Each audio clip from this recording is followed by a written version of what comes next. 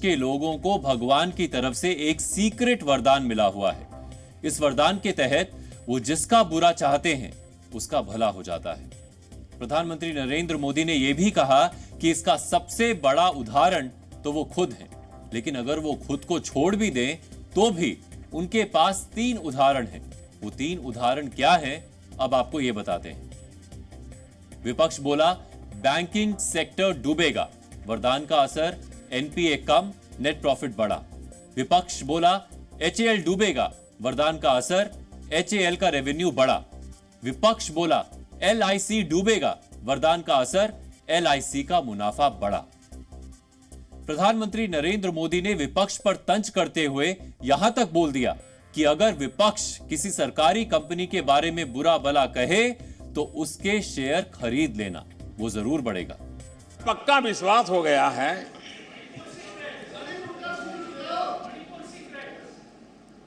कि विपक्ष के लोगों को एक सीक्रेट वरदान मिला हुआ है। हाँ,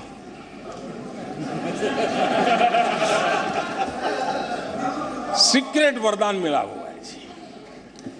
और वरदान ये कि ये लोग जिसका बुरा चाहेंगे उसका भलाई ही होगा।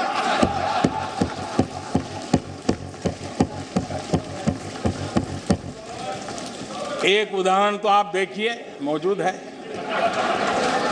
20 साल हो गए, क्या कुछ नहीं हुआ, क्या कुछ नहीं किया गया, लेकिन भलाई होता गया। तो आपको बड़ा सीक्रेट वरदान है जी। और मैं 3 उदाहरण से ये सीक्रेट वरदान को सिद्ध कर सकता हूं जी। आपको ध्यान होगा कि इन लोगों ने कहा था बैंकिंग सेक्टर के लिए, बैंकिंग सेक्टर डूब जाएगा, बैंकिंग सेक्टर तबाह हो जाएगा, देश खत्म हो जाएगा, देश बर्बाद हो जाएगा, न जाने क्या क्या कहा था। और बड़े बड़े विद्वानों को विदेशों से ले आते थे, उनसे कहलवाते थे ताकि उनकी बात कोई न माने तो शायद उनकी मान ले। हमारे बैंकों की सेहत को लेकर के भांति भांति की निराशा, अफवाह फैलाने का काम इन्होंने पुरजोश किया। और जब इन्होंने बुरा चाहा बैंकों का तो हुआ क्या? हमारी public sector banks net profit 2 गुने से ज्यादा हो गया। दूसरा उदाहरण,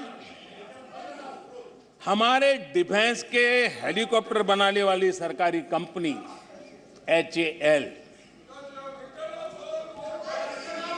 ये एचएएल को लेकर के कितनी भली बुरी बातें इन्होंने करी थी। क्या कुछ नहीं कहा गया था एचएएल के लिए, और इसका दुनिया पे बहुत नुकसान करने वाली भाषा का प्रयोग किया गया था। और एचएएल तबाह हो गया है,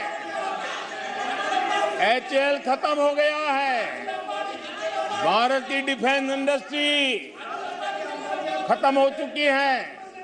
ऐसा न जाने क्या क्या कहा गया था एचएएल के लिए। इतना ही नहीं, जैसे आजकल खेतों में जाकर के वीडियो शूट होता है, मालूम है ना?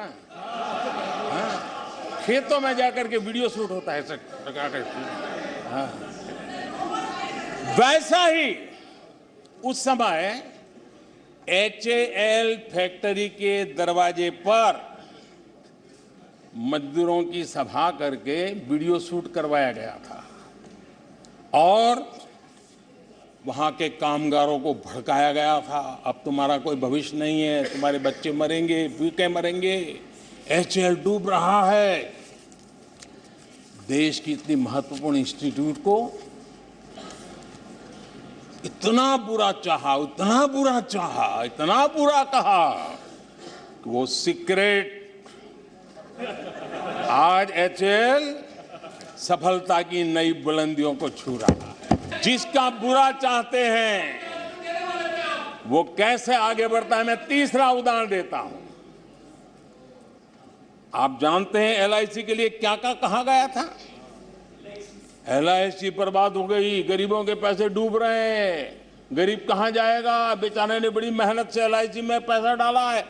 क्या कहे, जितनी उनकी कल्पना शक्ति थी, जितने उनके दरबारियों ने कागज पकड़ा दिए थे, सारे बोल लेते थे वो, सारे बोल लेते थे। लेकिन आज एलआईसी लगातार मजबूत हो रही है।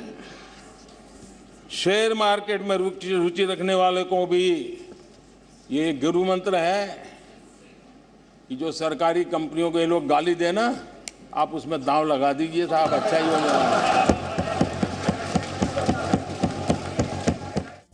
बहुत से लोग प्रधानमंत्री नरेंद्र मोदी के इन दावों का सच भी जानना चाहते होंगे, तो हम आपको इससे जुड़े कुछ फैक्ट्स बताना चाहते हैं। देश के 12 सरकारी बैंक वर्ष 2017-2018 में 85,000 करोड़ रुपए के नुकसान में थे, लेकिन वित्त वर्ष 2021-2022 में उन्हें 66,500 करोड़ का मुनाफा हुआ। वहीं वित्त वर्ष 2022-23 में यह मुनाफा बढ़कर 1,04,649 करोड़ रुपए हो चुका है। बैंकों का एनपीए वर्ष 2016 में करीब 10% था। क्रिसिल की रिपोर्ट के मुताबिक वित्त वर्ष 2023-24 के अंत तक यह एनपीए घटकर 3.8% रह जाएगा, जो पिछले 10 वर्षों में सबसे कम है। एचएएल की बात करें तो जून में प्राइम मिनिस्टर मोदी की अमेरिकी यात्रा के दौरान एचएएल और अमेरिका के जनरल इलेक्ट्रिक के बीच फाइटर जेट इंजन बनाने के लिए करार हुआ है। यही नहीं, जिस एचएएल की मार्केट वैल्यू वर्ष 2020 में 12,000 करोड़ थी, वो वर्ष 2023 में करीब दोगुनी होकर 23,500 करोड़ से ज्यादा हो गई है। एलआईसी को विपक्ष ने बर्बाद कंपनी बता दिया था, लेकिन एलआईसी का मुनाफा पिछले 3 वर्षों में कई गुना बढ़ चुका है। वर्ष 2020 में एलआईसी को 2,710 करोड़ रुपए का मुनाफा हुआ था। वहीं वित्त वर्ष 2022-23 में यह मुनाफा बढ़कर लगभग 36,000 करोड़ हो गया है। इसी तरह एलआईसी की मार्केट वैल्यू जो वर्ष 2020 में लगभग 1,000 करोड़ थी, वो अब 46,000 करोड़ से ज्यादा है। तो इससे पता चलता है कि प्रधानमंत्री नरेंद्र मोदी विपक्ष के सवालों के जवाब के लिए होमवर्क करके आए थे।